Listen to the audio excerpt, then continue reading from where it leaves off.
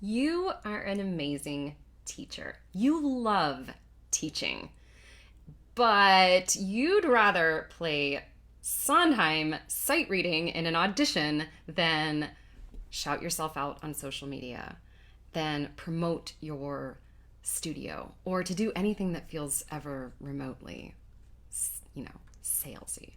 And I get that. I totally get that. But if we want to attract awesome students to our music studios, well, then we're going to have to learn how to embrace what makes us awesome as teachers and to be able to communicate that clearly with our prospective clients. And that's what we're talking about today. How to attract awesome students to your amazing music studio through connecting, with them online via your website, via social media, being able to get awesome referrals from people, because we know that that's one of the best ways to bring those awesome students in. So I'm so glad that you're here.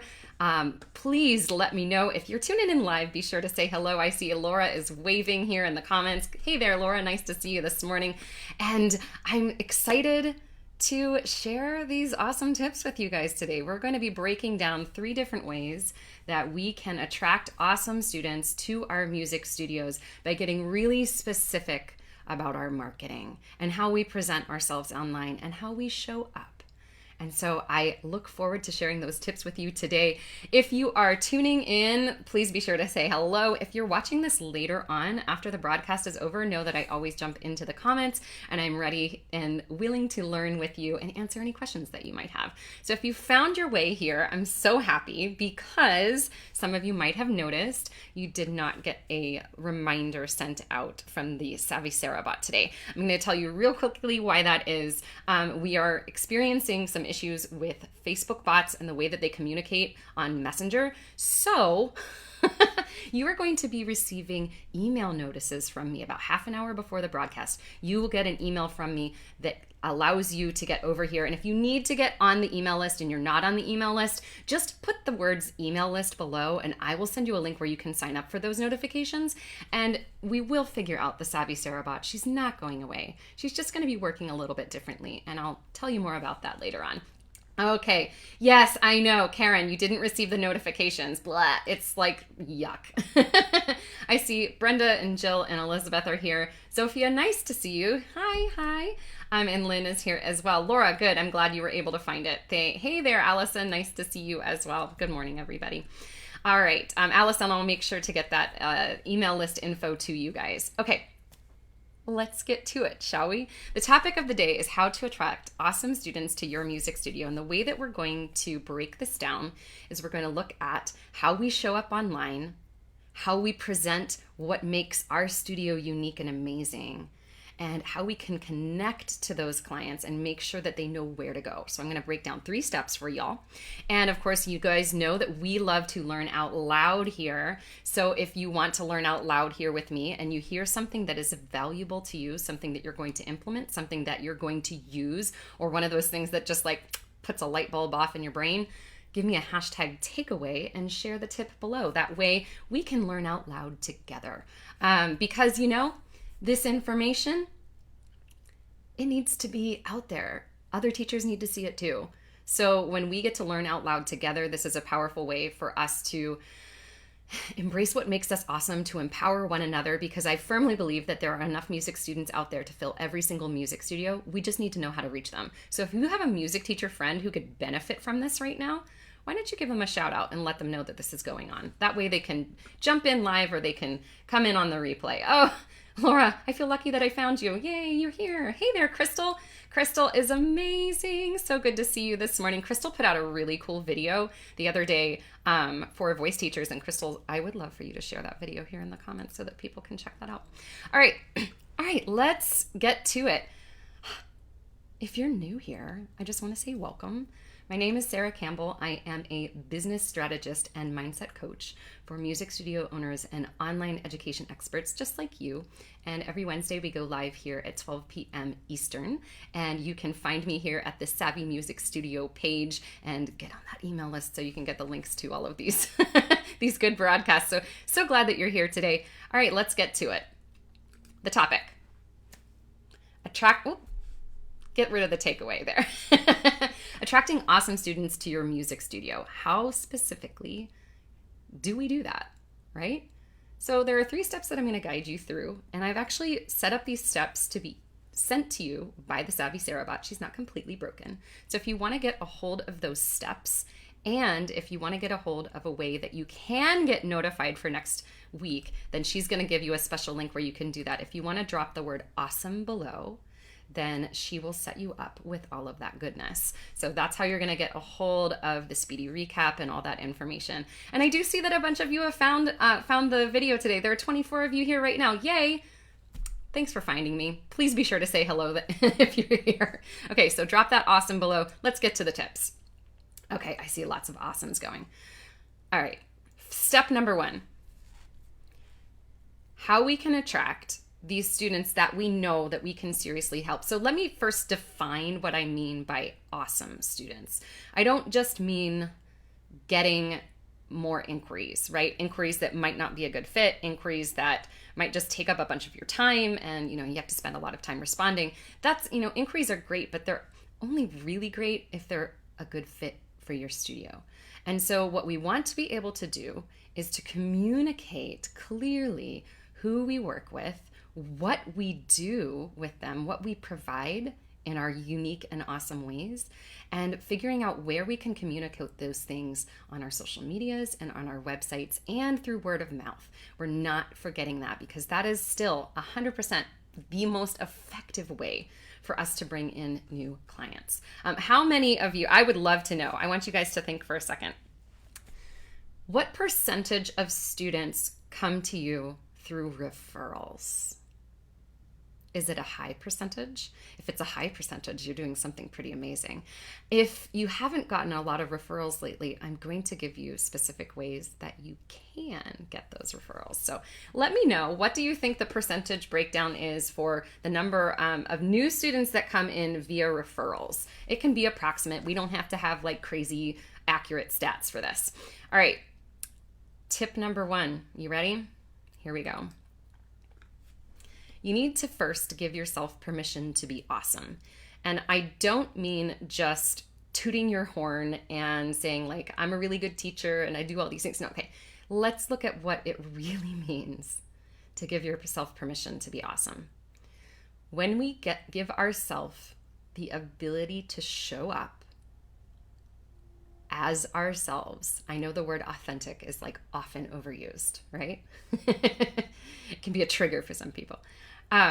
The word authentic, when we can show up authentically as who we are as human beings and who we are as teachers, this allows people to really see what you do. And so if the posts that you're making or the copy on your website is only about just very generic stuff, then it doesn't give a prospective client a clear picture of who you are.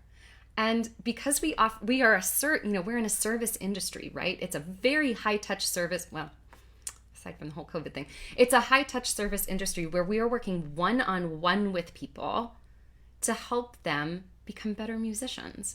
And so that relationship is really important. And if we are not giving ourselves permission to be awesome and to celebrate what's going on, to celebrate what we've learned, what we've overcome, what our students have learned and overcome, if we aren't giving ourselves permission to do that, then we're not allowing that person on the other end to get a sense of who you are. And before they sign up with you, if this is a cold lead, right? Okay, so a cold lead would be somebody who makes their way to, my glasses are crooked this morning. Sorry guys, this is really bothering me. If a cold lead is somebody who comes to your site, has really never seen you before, doesn't know who you are, maybe maybe they found it through like a community online or somebody sent it to them. Maybe then if they sent it to them, they're almost like a warm lead. But those people that stumble across your website, maybe they're Google searching, right? They come up with voice lessons near me, or voice lessons in the name of the town that you're in, and they come to see your site, and hopefully you're showing up on that first page. If you are, 2 thumbs up, right? And when they get to your website, they've clicked there.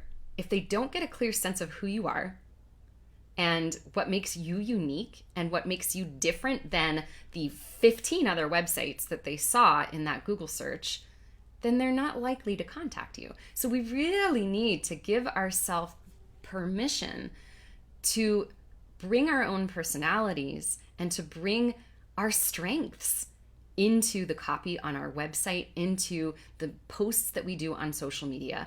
If you are embracing that right now, if you have given yourself permission to be awesome, I want you to tell me right now how you've given yourself permission to be awesome. Or if you haven't given yourself permission right now, give me a hashtag takeaway and say, I'm giving myself permission.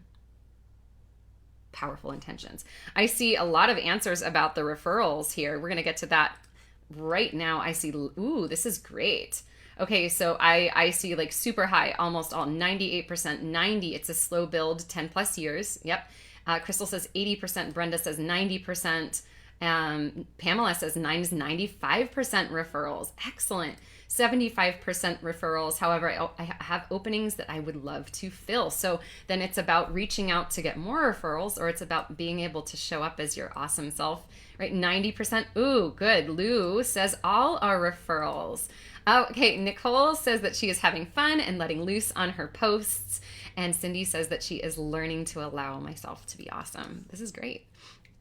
So when we give ourselves permission to be awesome, it gives us a whole new sense of what we can communicate to our clients. And it gives us a whole new list of things that we can post about. Sometimes we get confused about what we can post on social media because it feels like we're just being salesy all the time, right?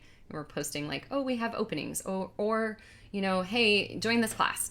That's all fine and dandy, but we need to show people the magic that's happening inside of our studios on a regular basis so that those cold leads can turn into warm leads.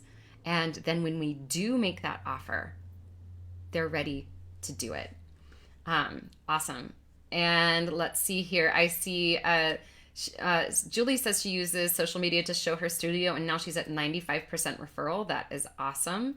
Okay, really cool. All right, there we go. Yeah, awesome. I love this. Allison saying, I am on it. I am showing up more fully with my potential clients by sharing how I am different from other Alexander technique teachers. Excellent. And then Laura says, I share my parent feedback saying what an awesome job I'm doing. Hashtag, this should be like a hashtag blush. And Laura, I remember having chats with you about this, like how it was scary to do this for the first time. And when you embraced the fact that people are giving you those testimonials because they love what you're doing with their kids, and other parents need to see that, it was a game changer, total game changer. So that gives me a wonderful segue into my next point. The next point is that feedback is key. All right. If we are wanting to attract new and awesome students to our studio, we need to understand what it is that makes us awesome. So if you're like, okay, yeah, Sarah, I get it. I need to like shout out my awesome, but what the heck is my awesome? Sometimes it's hard to see that from the inside. So we have to ask other people for feedback on the regular. And that might take place in a couple different areas, right? So we can ask for feedback from parents, right? We can be real formal about it, and we can do like actual feedback forms that we send to people maybe once a year to get an idea of how things are going. Craft those carefully, please, when you're asking for feedback. I do talk about this a lot in Branding Bootcamp, and it's something that we're going to be talking about in the Social Media Savvy Studio as well, how to ask for feedback in a specific way that allows you to find out, to get the information that you need, right? But feedback is key. We don't have to have a formal thing going on to ask for feedback. Let's say, here's a really easy example. At the end of your lesson, here's a great question that you can ask of a student. Let's say that you have a lesson with a student and you can just tell it was great. It was an awesome lesson. They had a breakthrough. They had that light bulb ding, and you could see the change. They could see the change. Here's a powerful question that you can ask them at the end of the lesson. What was the most valuable thing for you today? And if it takes them a second to think it through, that's okay. Let them process. And when they tell you what that valuable thing is, write it down. Keep a little notebook. I have all of these, disappearing off screen. I have all these like little tiny notebooks, right? These little guys. Leave them in places where you can find them, right? So that when you do get that feedback, when you get that feedback from somebody that tells you what it was that was valuable to them, you can jot it down. And then that becomes part of your marketing. It can become a social media post. It can be worked into the copy on your website. There's so many different ways for us to take that feedback and to put it out into the universe so that other people can see it. But if we don't ask for the feedback, if we don't make space for people to give us that information, then how do we get it? Right? So that's why it's really important to get clear on how am I doing for you? That's a question that I absolutely love, and I get it from one of my coaches, Michelle Marquette-Deveau, and we had our monthly session where we were checking in. How am I doing for you? She asked me, and I thought, this is an amazing question. I had to really sit and think about it because, you got to process. How is she doing? Oh, of course she's doing fabulous. But I loved that question because I thought it was a really great way to pause instead of like go into the next task, go into the next thing, to pause and think, okay, yeah, this is going really well. And here's why, right? Here's the specific reason why. Oh, great. Great takeaways here. Allison says, jot down what was the most valuable thing so that you can both use this response to reflect and deepened? Okay, I don't know, maybe that was an autocorrect. Love this. You're going to try it tonight with your student. Excellent. Let's see. This is great. I had a parent tell me the best part of her daughter's lesson was that mom had half an hour alone. Hey, benefits for both. Karen, great question. Do we ask their permission to share? If it is a direct quote from somebody, you can certainly ask for permission to share. If they're telling you why something was valuable during a lesson and in your response to that, you want to say, you know what? This just makes me really, really happy. Knowing that this was valuable to you gives me a better sense of what we do here at the studio. And I would love to share this story. Natural part of the conversation, right? And in most people, I know that we get nervous to ask for that, right? When we've got that feedback, we get nervous to put it out there. Most people will be very glad that you are sharing that celebration, that win, that story, because that's why they're taking lessons with you. They think you're amazing. And so being able to talk about that and put that onto your website, or put that onto your social media is really amazing. Let's see. Oh, Cindy, great. I have a parent that emails me comments of positivity, but how do I get her to do it publicly? Make the ask. Thank her. Tell her, oh my gosh, this is amazing. I really, really appreciate this feedback. It is super powerful. I would love, what would be great? Could you leave this feedback on my Facebook page or leave this on my Google Business review and send her direct link to that so that she doesn't have to think about it or search for it. That's a great way to ask for the feedback and ask for the testimonial. Laura says, even before COVID, I could see a drop in parents talking with each other. I know I need to have a better online presence to attract the right kind of families. Yeah.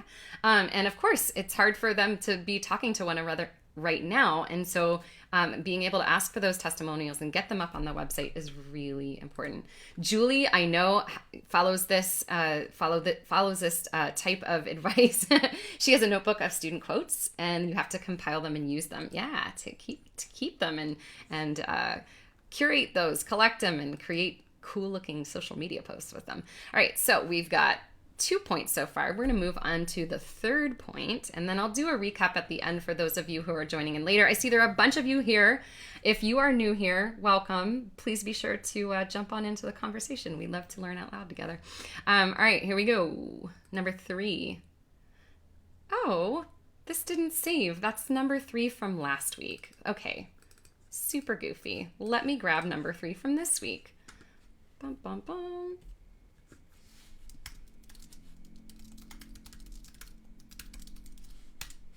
There we go. Get an outside perspective. All right, so the third tip getting an outside perspective. If we want to attract new clients, right? So whether they are cold leads, they're finding their way to you through a Google search and they've never heard of you before, or if they're a warm lead, maybe somebody casually mentioned that they study with you, or they've been following you for a while, but they haven't clicked the book a lesson button. It's important to get an outside perspective about what that client journey looks like. Now, we mentioned this in last week's broadcast. We need to understand what the client journey looks like when they're finding their way to your social media, when they're finding their way to your website. Is it clear? Do they know where to go? Do they know how to book with you? Do they know how to contact you? So how do we get this outside perspective? There are a couple different ways that I like to go about doing this. One, and this is something that we talked about last week, it is important for us to regularly visit our social medias from the perspective of a new client. One of the ways that you can do this, which is super powerful, is to use incognito mode on Chrome or whatever browser that you use, using incognito mode and bringing up your Facebook page. So putting that link in there so that you can you can see exactly what do other people see when they go over onto my page. And I'm actually going to show an example of this. Maybe. Okay, there we go. All right. So if I take my website and I go over into my incognito Chrome and I copy paste that in there, we're going to share my screen right now so that you can see that. There we go. Oh, I guess I should take this guy off for right now. So we're finding this outside perspective. I'm going over here. It's not even logged in on Facebook. So I can actually see what it looks like from a client's perspective to see what is happening. Oh, look, it's double me right now. We can see what is going on the Facebook page, which was really funny. Do you guys notice that this is the old Facebook layout? Like, what? So that's kind of crazy. But why do I do this? I do this because I want to see what it looks like from their end. When we are logged in on Facebook, it's hard to see exactly what they are seeing. There's another way we can do this. So you can do it through incognito mode. I see, incognito mode is a way that you can see what's going, you can go to a website and you're not logged into it, and you can actually see what it looks like from a client's perspective. I'm going to show you another way to do this. Let's see. Found you this morning, not a computer savvy. No, you will fix my newness and guide me. Yeah, Deidre, of course. I'm so excited because you and Laura are both in the branding bootcamp this time. So that's really exciting. Let me bring up another way that you can check out what it looks like from a client's perspective on social media. So over here on your page, okay, so here's what it looks like from your end, right? We can actually view this as a visitor. So we go here to the three dots. Wait, sorry, it's right here now. They shifted it. Okay, so we click view as visitor, and then notice that it changes what this looks like. So this is what it looks like if somebody else is going to my page. It has the about, it's got a pinned post. Hey, look at those pinned posts, people. If you got a pinned post up there that is from like 2018, it is time to change that guy. It gives me an idea of what they see with the learn more button. Oh, look at that. That button needs to be changed. It's going over to my Sara's Music Studio instead of Savvy Music Studio. There's another thing that I need to update. Hey, but I wouldn't have known that if I hadn't gone into that view as visitor mode. So that's one way, right? One way that we can get into that perspective, that outside perspective, is to go view as visitor. That's super important. Here's another way. So when we're going, when we're looking at our website and we don't know, are people like being able to find what they need? Is this copy clear to them? I want you to take off your glasses. I'm not going to, I won't be able to see you. Put on a fresh pair of lenses here. And those lenses are going to be through the prospective client's view. And I want you to take a minute, close your eyes, think about what does that prospective client wanting right now? What are they needing? Why are they seeking me out? When they get there, what are they hoping to see? And then read your website from that perspective, from that mom who's seeking out voice lessons for her 16-year-old child. Or for that 18-year-old child who's doing that herself, who's looking for a new teacher. Look at it through their lens. Think about what they are looking for and read your website with new eyes.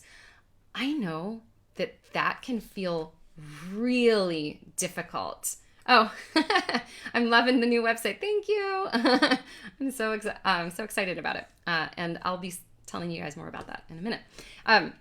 If that is hard for you, because for some, I think it's easy to step into that outside perspective and to get an idea of what it looks like from the client's perspective. However, if that feels hard,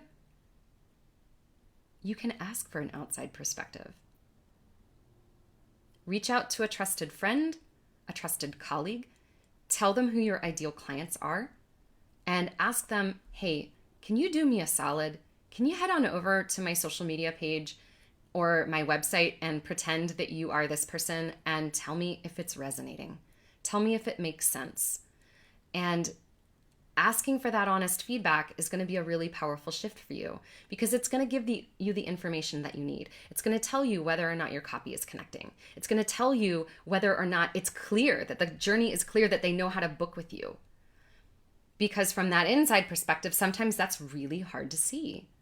And so that's what we mean by getting an outside perspective. The three ways: getting into incognito mode or going into view as visitor, stepping into the shoes, getting into your acting moment, right? Putting on that character and asking yourself, does this make sense? Or really literally asking for an outsider's perspective. And so those are those 3 steps. All right. So before we get to the speedy recap, guys, I want to remind you, I have all this information set up with the Savvy Sara bot. Most of you noticed she did not send out a reminder today. However, if you do want to get a reminder for next week, if you give me an awesome below, she will show you how to do that. And hopefully, fingers crossed, it will work. And if you'd rather get a surefire way to get notified about these broadcasts and get the links, then you can join the email list. If you are interested in doing that, and if you are not on the email list already, give me an email list below. I'll come back through and I'll give you a link where you can sign up. For those of you, I want to know, those of you who got the email this morning, did it come through okay? Let me know. That would be great. All right, let's get into the speedy recap here. You are an amazing teacher.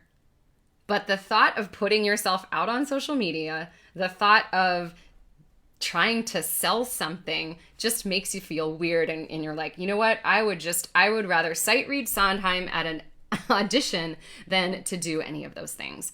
However, you deserve to teach the clients that you love. And so if you want to attract awesome students to your studio, here are 3 steps that you need to follow. Step number 1. Give yourself permission to be awesome.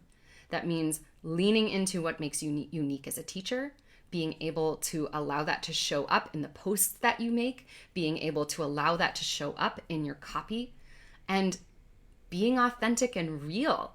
Because we remember, this is a high-touch service, right? And people want to know that they are going to connect with you. They won't know that until you give yourself permission to be awesome and put it out there. Remember that feedback is key. And if we're not regularly getting feedback from people, then we need to ask. Make the ask. Make space. If you have somebody who is sending you positive feedback in an email or a text, or if they're telling you that their child loved this, ask them for permission to use that. Tell them thank you. Oh my gosh, thank you so much for letting me know about this. This is truly meaningful and it really made my day.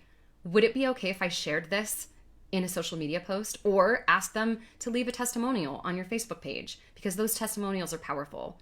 And don't forget that at the end of a lesson, if something really magical happened there, take a moment and ask them, what was the most valuable thing here for you today? Write those words down. And remember those words when you're crafting copy or social media posts. And of course, get an outside perspective. Get really clear on what it looks like when people come to your site, what it looks like when they're going to your socials. And if you can't do that through your own lenses, then ask somebody else to have a little journey, a little adventure on your page. Ask them if it makes sense. All of these things, all of these three things, if we combine these, right, we are going to be able to reach more cold leads. We're going to be able to build that trust with new clients. We are going to be able to build those referrals. If we see these beautiful testimonials, but they're not getting out there, then people who haven't seen, I'm going to give you a little story here. If somebody has been referred to you, but then they go over to your site, they don't see any information that really resonates, they might have been referred, but they might not make that contact. So getting those testimonials out there on the regular is really important. And so to make that referral come through, we need to be able to show up as our awesome selves. We need to be able to lean into feedback, and we need to be able to see that that client journey is clear. So we have to get an outside perspective. Whew. So I hope that these tips were helpful to you today. If you found one of those tips to be something that you are going to implement, don't forget to give us a hashtag takeaway. Put that here in the comments and put it out into the universe that yes, I am going to do this. I'm going to show up. I'm going to ask for feedback. I'm going to get an outside perspective. Write it down and make it real. All right. If you would like to learn more about how to show up on social media and how to really tap into that awesome stuff, I want to remind you guys, we do have an amazing group called the Social Media Savvy Studio, and it is open for enrollment. I don't have that particular sales page up and ready for you guys, but you can still get in. And if you want to know more about that, why don't you go ahead and put social media down below, and I will message you personally, and we can talk about how that course can help your studio. In the meantime, all right, I will be back next week for more business and mindset awesome sauce. And I hope to see you here on the page. Look for an email reminder from me about that. And I hope that you have a beautiful week, because you're an amazing teacher and there's no one like you. And you just need to put yourself out there so that others can find you're awesome. All right. We will see you guys next week. In the meantime, stay savvy and stay you, and we'll see you.